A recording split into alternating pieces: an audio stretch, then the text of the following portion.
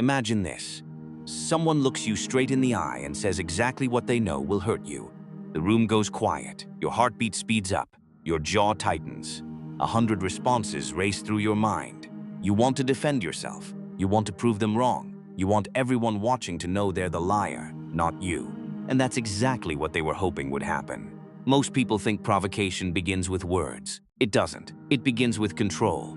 The moment someone can influence your emotions without touching you, they've gained something far more valuable than winning an argument. They've taken command of your state of mind. Marcus Aurelius understood this better than almost anyone in history. He wasn't just a philosopher writing peaceful thoughts from a quiet room. He ruled the largest empire on earth. Every day he faced betrayal, insults, corruption, political games, and people who wanted to see him fail. Some wanted his throne, others wanted his reputation, a few wanted him dead. Yet history remembers him for something extraordinary. Not because he defeated every enemy, but because very few people ever succeeded in defeating his mind. Today, you're going to discover exactly how he did it. Because the next time someone tries to provoke you, embarrass you, manipulate you, or drag you into their emotional chaos, you won't need the perfect comeback. You'll have something much more powerful. And once you understand it, you'll begin to notice something fascinating. The people who desperately want a reaction from you often become the most uncomfortable when they don't get one. Before we continue, if you're someone who's trying to build a calmer mind in a louder world, subscribe to the channel. Every week we explore timeless wisdom that helps you become mentally stronger, emotionally freer, and impossible to manipulate. Now, let's begin. Most people misunderstand why others provoke them. They assume it's about hatred, jealousy, disrespect. Sometimes it is, but more often it's something much simpler. People provoke because they're searching for certainty. Think about it. Someone insults you. What are they waiting for? Your reaction, the raised voice, the angry message, the defensive explanation, the emotional explosion. Why? Because your reaction confirms that they matter. The moment you lose control, they gain evidence that they can influence your inner world. It's psychological currency, and people spend their entire lives trying to collect it. That's why arguments online never end. That's why certain family members repeat the same painful jokes every holiday. That's why difficult coworkers know exactly which buttons to press. They've discovered something about human nature. Most people are easier to control emotionally than they realize. Marcus Aurelius refused to be one of those people, not because he lacked emotions, but because he understood something almost nobody understands today. There is a difference between feeling emotion and obeying it. That difference changed his life, and it can change yours. There's a story about Marcus Aurelius that rarely gets discussed. While leading Rome through wars, famine, disease, and political instability, he was surrounded by people who constantly criticized his decisions. Imagine carrying the responsibility of millions of lives. No matter what choice you make, someone calls you weak, someone calls you incompetent, someone accuses you of destroying the empire. Sound familiar? Maybe not on that scale, but perhaps you've experienced your own version. You worked hard, someone dismissed it. You stayed silent, someone called you weak. You defended yourself, someone called you arrogant. Eventually, you realize something uncomfortable. No matter what you do, some people have already decided who you are. Marcus understood this long before modern psychology gave it a name. You cannot control another person's interpretation of you. Trying to do so is like trying to control the wind. And yet millions of people wake up every morning attempting exactly that. They adjust their words, their opinions, their personality, their dreams, all to manage how other people might perceive them.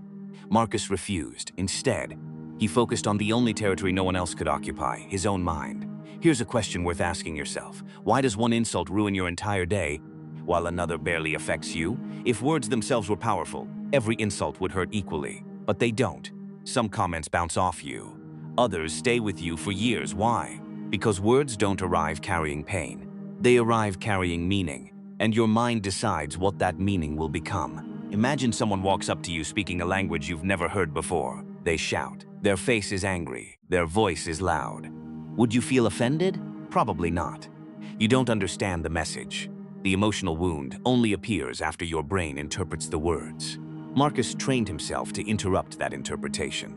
Not by pretending insults didn't exist, but by asking a simple internal question. Must I accept this? Notice how different that is from asking, how do I respond? Most people skip straight to the response. Marcus examined acceptance first, because if you never accept the insult as truth, there's much less to defend.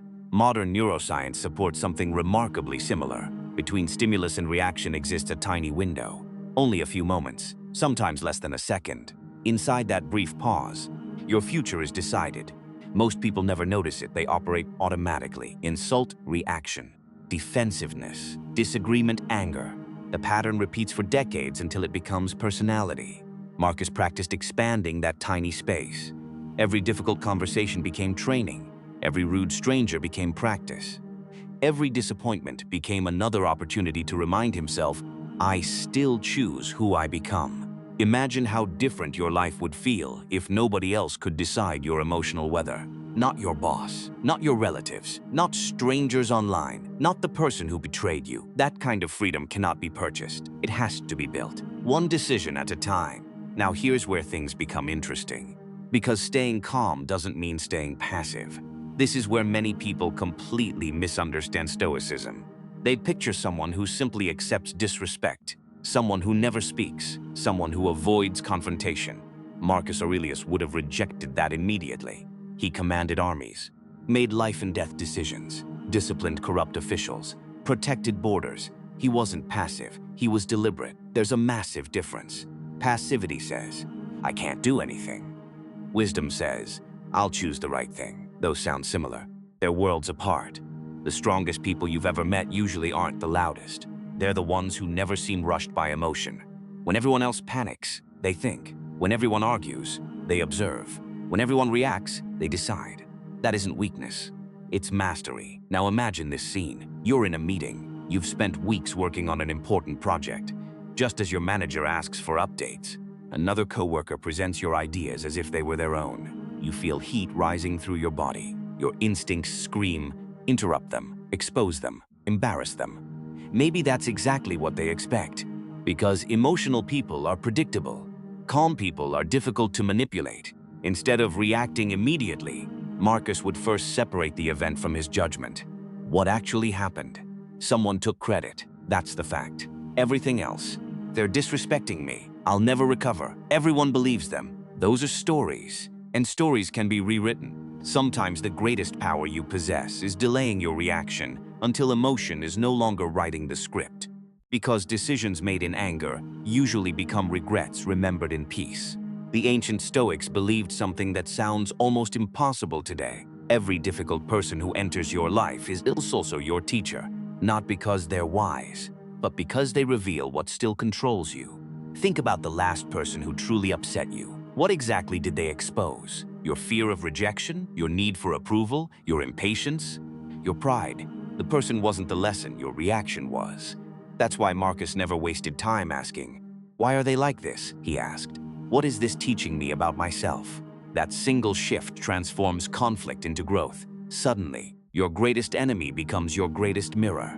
And that's an uncomfortable realization, because it means your peace has never depended entirely on other people. It has always depended on what you decide to practice. But Marcus Aurelius didn't arrive at this level of discipline overnight.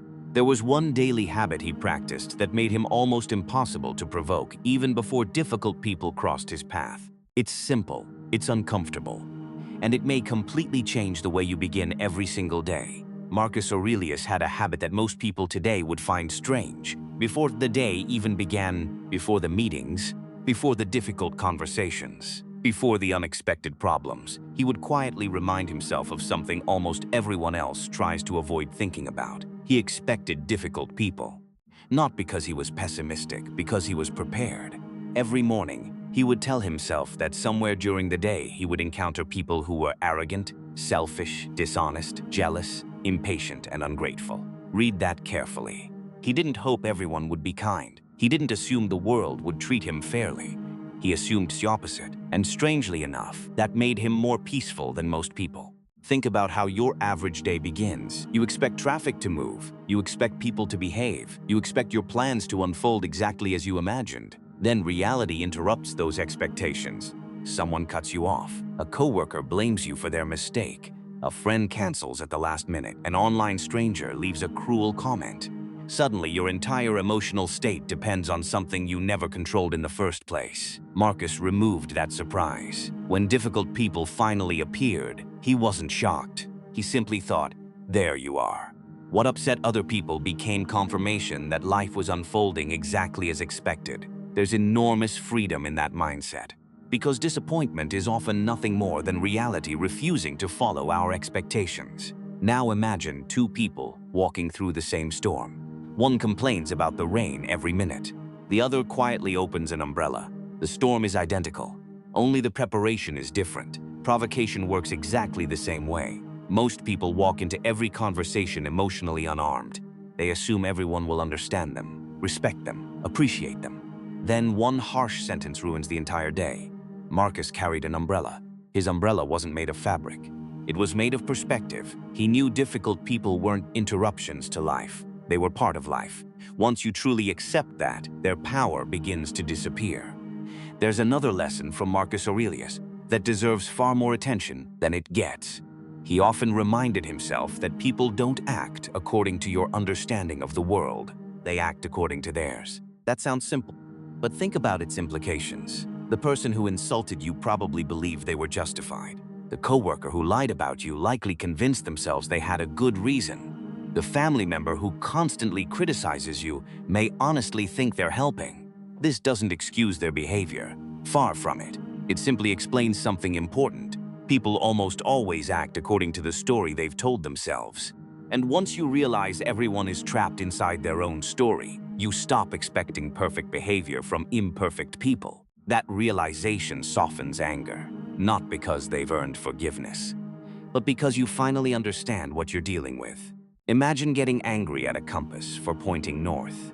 It isn't trying to frustrate you. It's simply doing what it was built to do. Likewise, many people operate from fear, others from insecurity, others from pride, others from envy. Until they change internally, their behavior rarely changes externally. Marcus knew this. That's why he spent almost no time trying to control others. He invested that energy where it actually produced results, himself. One afternoon, a young student reportedly asked an old philosopher a fascinating question. How do I stop caring what people think? The philosopher smiled. You don't. The student looked confused. The old man continued. You care what good people think. You stop caring what foolish people think. That distinction changes everything. Many people say they don't care about anyone's opinion. That's rarely true, nor should it be. Feedback matters, correction matters. Wisdom often comes from people willing to challenge us. Marcus Aurelius wasn't interested in protecting his ego. He was interested in protecting the truth. If someone showed him he was wrong, he welcomed it, because becoming wiser mattered more than appearing right. Ask yourself honestly, how many arguments have you continued? Not because you believed you were correct, but because you didn't want to lose. There's a difference. One serves wisdom, the other serves pride. And pride is expensive. It destroys friendships, it ruins marriages, breaks families, ends careers, all because someone refused to 3 simple words. I was mistaken. Marcus considered those words a strength. Modern culture often mistakes them for weakness. Here's another uncomfortable truth. The people who provoke you the most usually know you the best. Strangers can offend you. Family can devastate you. Why? Because they know where the emotional doors are. They know which memories still hurt, which insecurities remain hidden, which dreams you're afraid won't happen. That's exactly why emotional resilience must begin inside. If your peace depends entirely on other people treating you gently, your peace is fragile. Sooner or later, someone will discover the cracks. Marcus didn't try to build thicker walls around his life. He built a stronger foundation inside himself. There's a huge difference. Walls keep people out. Foundations keep you standing. History gives us another remarkable example. Years into his reign, Marcus faced one disaster after another. War stretched across the empire. A devastating plague claimed countless lives. Economic pressures mounted. Political enemies waited for mistakes. Every day brought another crisis. Imagine opening your eyes every morning knowing thousands of people expected answers only you could provide. Now compare that with an angry comment on social media, or one rude coworker. Perspective doesn't erase your problems, but it resizes them. Marcus constantly reminded himself how brief human life truly is. Not to become depressed, to become selective. Selective about what deserved his emotional energy. Ask yourself this. Will today's insult matter 5 years from now? Will you even remember it?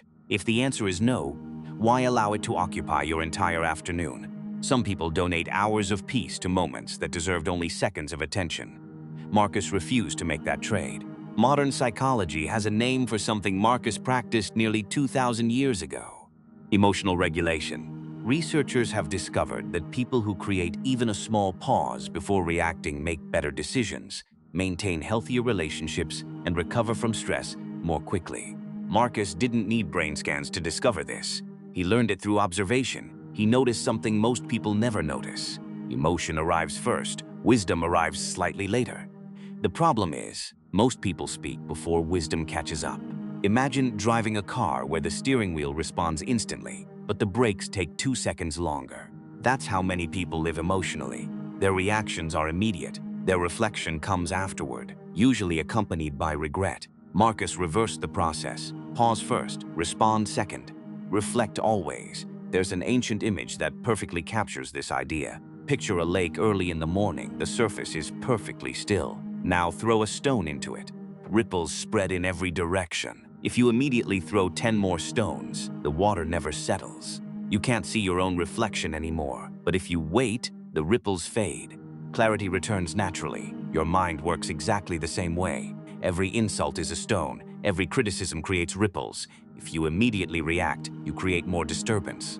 Soon you can't even see the truth anymore. You're responding to emotion instead of reality. Marcus understood something extraordinary. Still water reflects accurately. Disturbed water distorts everything. The same is true of the human mind.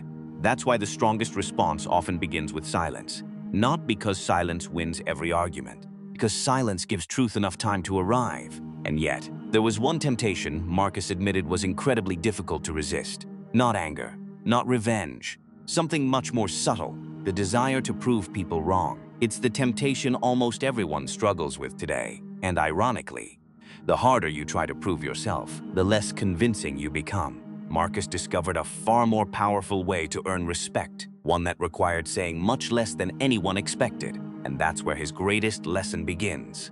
There's a strange irony about human nature.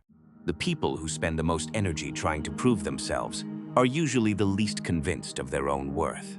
Think about it. Why does someone argue for 20 minutes over a single comment from a stranger? Why does one criticism keep someone awake all night? Why do some people feel compelled to explain every decision they make? Because somewhere deep inside, they're still asking for permission to believe in themselves. Marcus Aurelius understood that real confidence doesn't argue, it demonstrates. He never woke up trying to convince Rome that he deserved to be emperor. He simply focused on ruling well. He knew something that modern culture constantly forgets. Your life is your argument, not your words, not your social media posts, not the speeches you give after someone insults you. Your actions, every single day. Imagine two men standing in a room. One spends an hour explaining how disciplined he is. The other quietly wakes up every morning, keeps his promises, treats people fairly, and remains calm under pressure. Which one earns your respect? Exactly. Character has a way of speaking louder than explanation ever could. That's why Marcus rarely wasted energy defending his reputation. He understood that reputation lives in other people's minds. Character lives in yours. One belongs to them, the other belongs to you, and only one of those is truly under your control. There's another lesson hidden inside Marcus's life that most people overlook. He didn't confuse winning with succeeding. Today, those words are often treated as if they mean the same thing. They don't. Winning means defeating someone else. Succeeding means becoming someone better. Sometimes those overlap, many times they don't. Imagine you're arguing with someone determined to misunderstand you. You raise your voice, they raise theirs. Eventually, they walk away frustrated. So do you. Maybe everyone watching thinks you won, but did you? If the conversation stole your peace, if it dominated your thoughts for the next 3 days, if you replayed it over and over in your head, who actually walked away with the victory? Marcus would say the person who remained master of themselves. Because the greatest defeat isn't losing an argument, it's losing yourself.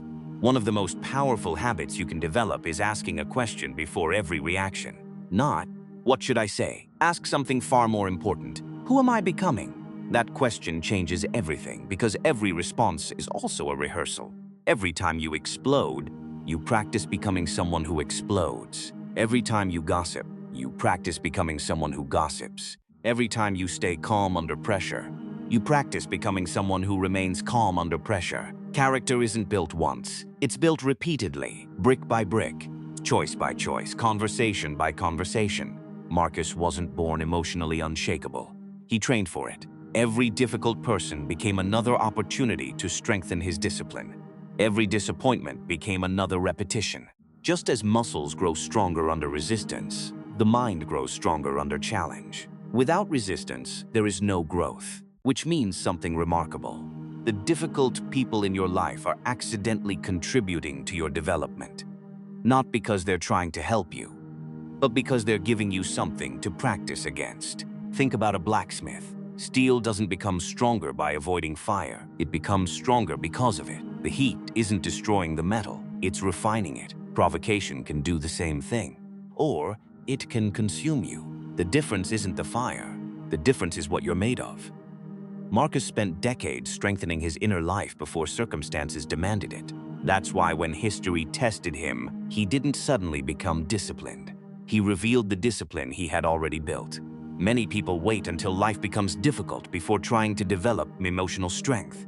That's like learning to swim after the ship has already begun to sink. Preparation always comes before performance, not after it. Here's something worth remembering the next time someone tries to provoke you. Most people who seek conflict aren't actually fighting you. They're fighting something inside themselves, their insecurity, their loneliness, their frustration, their disappointment. You simply happen to be nearby. That realization doesn't excuse cruelty, but it changes how you carry it. Imagine someone hands you a backpack filled with heavy stones. You have two choices: carry it for the next month, or politely hand it back. Most insults are emotional backpacks. Someone else packed them, someone else filled them, someone else carried them. You don't have to accept the weight. The moment you understand that, freedom begins, because you stop confusing someone else's pain with your responsibility. Marcus also practiced something surprisingly modern. He refused to borrow tomorrow's emotions. How many times have you imagined arguments that never happened, prepared speeches you never gave, lost sleep over conversations that existed only inside your imagination? Your body doesn't always know the difference between imagined stress and real stress, so you suffer twice, once in your imagination and once if it actually happens. Marcus wouldn't have called that preparation. He would have called it surrendering today's peace to tomorrow's uncertainty. Instead, he focused on what existed now. This breath, this decision, this conversation, this choice. Nothing more, nothing less. Two standing before you every time someone provokes you. The first door is wide open. It's easy to enter. Behind it waits anger, revenge, defensiveness, regret. Almost everyone walks through that door because it's effortless. The second door is smaller, quieter, harder to notice. Behind it waits patience, perspective, discipline, freedom. Very few people choose it, not because it's hidden, because it asks something difficult. It asks you to master yourself before trying to master the situation. Marcus chose that second door over and over again, not because it was easy, because he understood where each path eventually led. Now think back to the beginning of this video. Someone insults you. Your heart races. Your emotions rise. Nothing about that changes. You're still human. Your pulse may still quicken. Your face may still become warm. The first feeling isn't the problem. What comes next is that brief moment between feeling and action. That's where your freedom lives. That's where Marcus Aurelius built one of the strongest minds history has ever known. Not by eliminating emotion, but by refusing to let emotion become his ruler. The world will never stop producing difficult people. There will always be critics, manipulators, liars, people who misunderstand you, people who judge you without knowing your story. You cannot silence every voice around you, but you can decide which voices deserve an audience inside your own mind. That's the difference. And once you understand it, life becomes surprisingly lighter, because you're no longer carrying every careless opinion someone throws your way. So the next time someone tries to provoke you, don't rush to defend yourself. Don't compete with their anger. Don't surrender your peace just because they surrendered theirs. Do what Marcus Aurelius did. Pause, observe, separate the facts from the emotion. Ask yourself, is this worthy of my character? Then choose the response that the future version of you will be proud of, remember. Every insult is temporary. Every argument eventually ends. Every opinion fades. But the person you become because of those moments stays with you. Guard that person carefully, Because your greatest victory will never be proving someone else wrong. It will always be proving to yourself that your peace is no longer controlled by people who never deserved that power in the first place. If this message challenged the way you think, let me know in the comments. What's one situation you wish you had responded like Marcus Aurelius instead of reacting emotionally? If you enjoyed this video, don't forget to like and subscribe. There are more timeless lessons ahead that will help you build a calmer mind, stronger character, and a life that isn't controlled by other people's opinions.